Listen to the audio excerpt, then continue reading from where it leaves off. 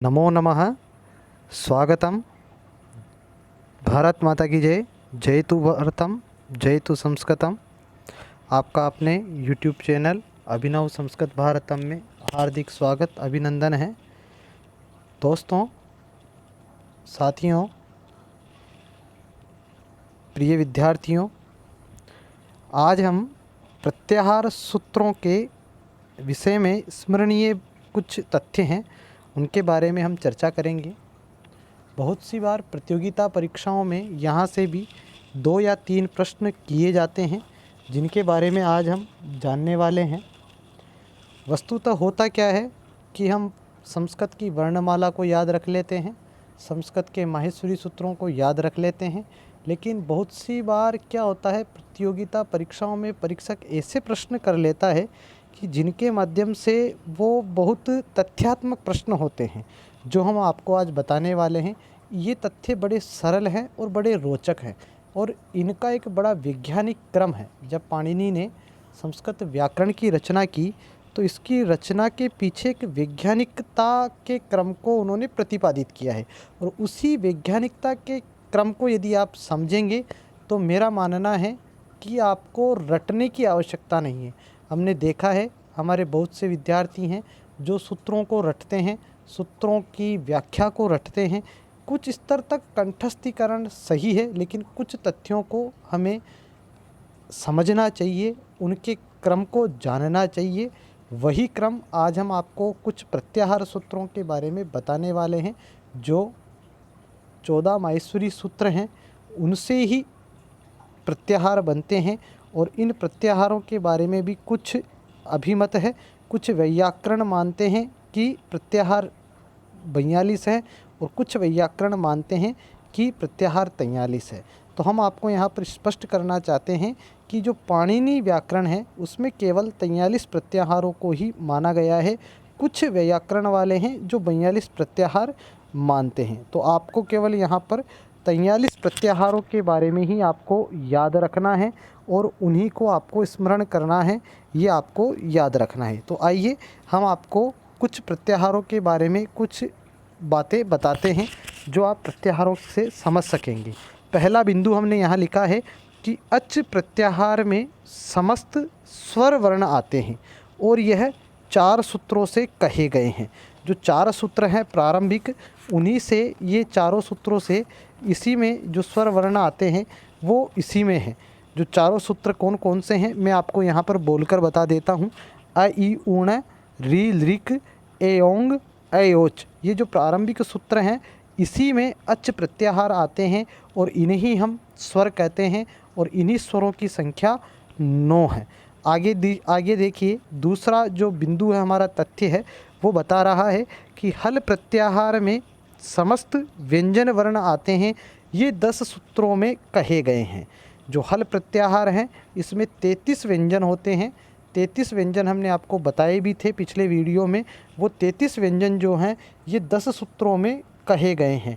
ये जो 10 सूत्र हैं, ये हल प्रत्याहार के अंतर्गत आते हैं। आपको ये यहाँ पर याद रखना है। हल प्रत्याहार में 33 वर्ण हैं, और ये आपके दूसरा बिंदु हमने आपको बताया। अब तीसरा बिंदु यहाँ पर है, वर्गों के सभी 5वें वर्ण यम मंगणनम एक ही सूत्र और यम प्रत्याहार में आते हैं। तो आपको ये याद रखना है कि वर्गों के सभी 5वें वर्ण जो हैं, वो एक ही प्रत्याहार में आते हैं। कभी प्रतियोगिता परीक्षाओं में ऐसा ही प्रश्न किया जाता है कि वर्गों के सभी पाँचवें वर्ण माहेश्वरी सूत्र के कितने सूत्रों में वर्णित हैं।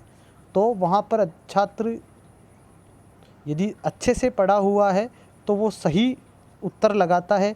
यदि सही से पढ़ा हुआ नहीं है, तथ्यों का याद नहीं है, तो वहाँ जल्दीबाजी में वो अपनी इच्छा अनुसार 2, 3 कितने भी वो वहाँ पर जैसा भी अपना उसका अध्ययन होता है, वैसा विकल्प वहाँ पर लगा देता है। तो आपको हमेशा ये याद रखना है कि वर्गों के जो सभी 5वें वर्ण हैं, वो नियमंगणनम इस सूत्र में आए हैं। और ये सूत्र का जो क्रमांक है, यहाँ पर सूत्र का क्रमांक 7वें नंबर का जो सूत्र है, लण सूत्र के बाद माहेश्वरी सूत्र में जो लण सूत्र है उसके बाद का जो 7वां क्रमांक है इयमंगणनम, वहाँ तक ये 5वें वर्ण एक ही सूत्र में कहे गए हैं। ये हमें याद रखना है। अभी आपने देखा तथ्यों में अच प्रत्याहार 4 सूत्रों में है, हल प्रत्याहार 10 सूत्रों में है और यम हल प्रत्याहार यानी जो व्यंजन वर्ण है वो 10 सूत्रों में कहे गए हैं और जो 5वें वर्ण है वो यम प्रत्याहार में कहे गए हैं। यह भी संस्कृत की वर्णमाला से संबंधित ही प्रश्न हैं जो आपको हमेशा परीक्षा में याद रखने हैं। आगे देखिए साथियों, आगे प्रत्याहारों के बारे में जो तथ्य हैं उनके बारे में हम जानेंगे। यहाँ पर लिखा हुआ है कि वर्गों के चौथे जो वर्ण हैं वो 2 सूत्रों में कहे गए हैं और वो जस प्रत्याहार के अंतर्गत आते हैं। वो 2 सूत्र कौन कौन से हैं? झ ब इय घ ड दस, ये 2 सूत्र हैं और ये माहेश्वरी सूत्र में ये क्रमांक 8 और 9 सूत्र क्रमांक है। यहीं पर 2 वर्ग के चौथे वर्ण जो हमारे 5 वर्ग हैं उनके पांचों वर्ग के चौथे नंबर के जो वर्ण हैं वो इन 2 ही सूत्रों में कहे गए हैं और ये दोनों सूत्र जस प्रत्याहार का निर्माण करते हैं। आपको ये भी याद रखना है, परीक्षा में कभी ऐसा भी प्रश्न किया जाता है कि वर्गों के चौथे वर्ण कौन से प्रत्याहार के अंतर्गत आते हैं। हम आपको आगे एक प्रश्नावली के माध्यम से भी, वर्णमाला की प्रश्नावली के माध्यम से भी इनका अभ्यास करवाएंगे, लेकिन यहाँ पर भी आपको ये तथ्य याद रखना बहुत ज़रूरी है। आगे है वर्गों के तीसरे वर्ण जो हैं वो जब गड़ दस, इस एक ही सूत्र में अर्थात जस प्रत्याहार के अंतर्गत आते हैं और ये जो जस प्रत्याहार है ये 10वें नंबर का जो सूत्र है जब गड़ दस वह सूत्र है। इसे केवल एक ही सूत्र में ये सारे वर्ण कहे गए हैं जो वर्ग के तीसरे वर्ण हैं।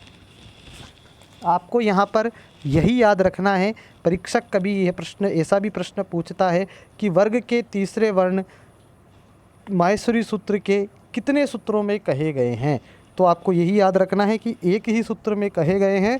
वह सूत्र है ज ब ग ड दस और प्रत्याहार यदि पूछता है तो प्रत्याहार का नाम है जस प्रत्याहार और माहेश्वरी सूत्र में उसका क्रमांक है 10वां क्रमांक। जो जब गड़ दस सूत्र है ये 10वें नंबर का सूत्र है 14 माहेश्वरी सूत्रों में से। आगे का बिंदु देखेंगे साथियों, आगे लिखा हुआ है वर्गों के दूसरे एवं पहले वर्ण ख प छ ट थ च ट त व क प य इन 2 सूत्रों में तथा खय प्रत्याहार में आते हैं। ये जो सूत्र है मित्रों ख प च ट त व और कपय, ये सूत्र क्रमांक 11 और 12 हैं माहेश्वरी सूत्र के और यहीं पर वर्ग के दूसरे एवं पहले वर्ण यहाँ पर वर्णित किए गए हैं। आपको इनको स्मरण रखना है, इन तथ्यों को याद रखना है, इन तथ्यों की वैज्ञानिकता को आपको याद रखना है। आगे चलते हैं मित्रों, आगे का सूत्र क्या कहता है। आगे देखिए, आगे हमने लिखा है इन सूत्रों से प्रत्याहार तो सैकड़ों बन जाते हैं किंतु पाणिनीय व्याकरण में केवल 42 प्रत्याहारों का व्यवहार हुआ है, इसलिए इस प्रत्याहार को सिद्धि करना ही कुछ व्याकरणों का मत है। प्रत्याहार केवल 42 ही होते हैं, आपको ये याद रखने हैं। यहाँ ये सूत्र यह कहना चाहता है, यहाँ पर ये बात कही गई है कि जो पाणिनी व्याकरण है उसमें केवल 43 प्रत्याहारों के बारे में बताया गया है और 43 प्रत्याहारों की ही सिद्धि की जाती है। आपको हमेशा ये याद रखना है, परीक्षा में यदि कभी प्रश्न आता है कि कुल कितने प्रत्याहार हैं तो प्रत्याहार केवल 43 यानी 43 प्रत्याहार ही माने गए हैं। कुछ व्याकरण हैं जो केवल 42 प्रत्याहार को ही मानते हैं, ऐसा हमें याद रखना है।